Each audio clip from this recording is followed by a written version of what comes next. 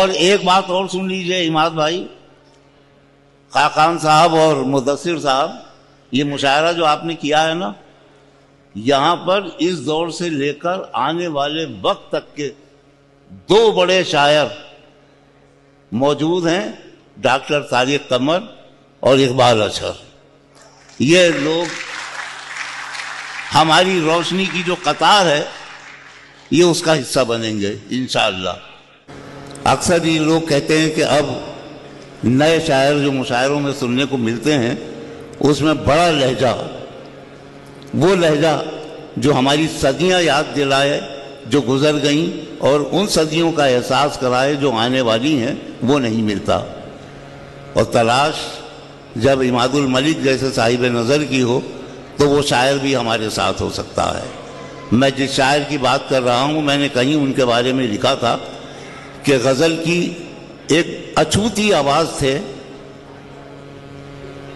عرفان صدیقی، جنہوں نے کہا تھا ہوشیاری دل نادان بہت کرتا ہے، رنج کم سہتا ہے اعلان بہت کرتا ہے، رات کو جیت تو پاتا نہیں لیکن یہ چراغ کم سے کم رات کا نقصان بہت کرتا ہے۔ یہ لہجہ جس میں سب کچھ ہے ختم نہیں ہوا ہے، یہ لہجہ منتقل ہو گیا ہے ہمارے دور کے شاعر، ہمارے چھوٹے بھائی جناب طارق قمر کو، جن غزل کے ساتھ ساتھ نظم کی بھی بہت معتبر آواز بھائی ڈاکٹر طارق قمر کو آواز دے رہا ہوں کہ تشریف لائیں اور اپنے کلام سے مشاعرے کو مزید عروج بخشیں۔ آغاز کرتا ہوں جس کا عنوان ہے موسم مزاج۔ موسم مزاج۔ اگر وہ موسم مزاج تم کو کہیں ملے تو یہ اس سے کہنا خزاں کا موسم گزر چکا ہے، اگر وہ چاہے تو لوٹ آئے۔ کیا کہنا ہے، کیا کہنا ہے، واہ واہ واہ۔ اگر وہ موسم مزاج تم کو کہیں ملے تو یہ اس سے کہنا خزاں کا موسم گزر چکا ہے، اگر وہ چاہے تو لوٹ آئے۔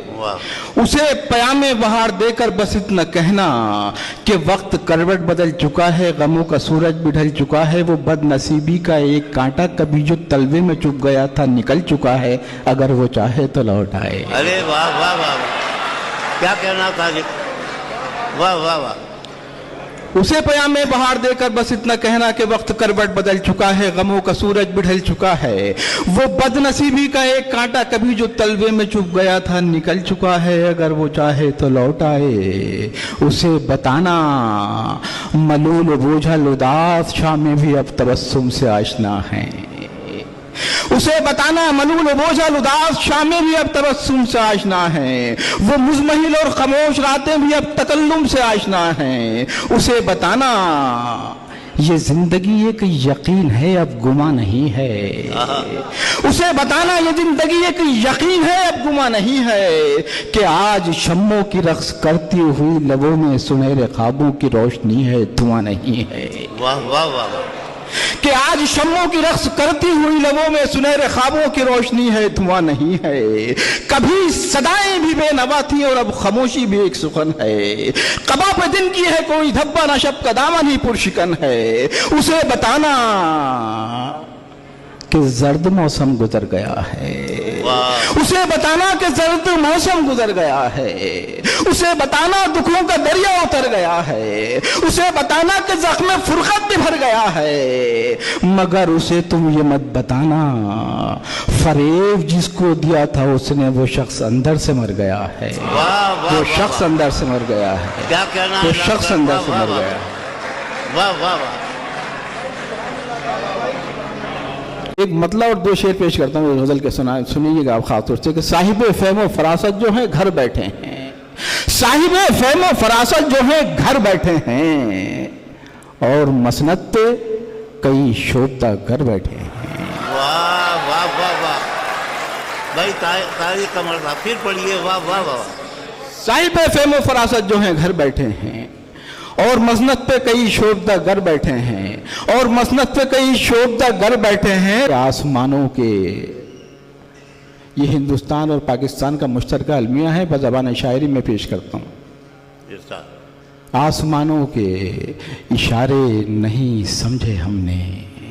ओहो, क्या आसमानों के इशारे नहीं समझे हमने, अब जमीनों पे समेटे हुए पर बैठे हैं। बहुत अच्छा है, वाह वाह वाह वाह वाह वाह आसमानों के इशारे नहीं समझे, वाह वाह वाह।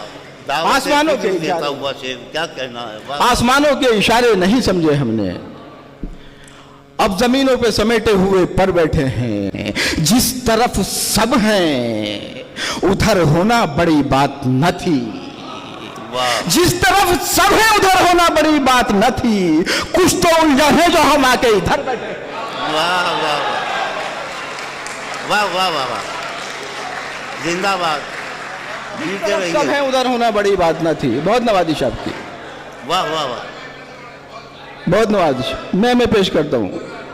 जिस तरफ सब हैं उधर होना बड़ी बात न थी, कुछ तो उलझन है जो हम आके इधर बैठे हैं। शब परस्तों से निभाना है ताल्लुक वरना, शब परस्तों से निभाना है ताल्लुक वरना, हम दबाए हुए मुट्ठी में सहर बैठे हैं। अच्छा है भाई, क्या कहना है। वो नज्म रह गई तारीख, वो नज्म इमाद भाई की फरमाई।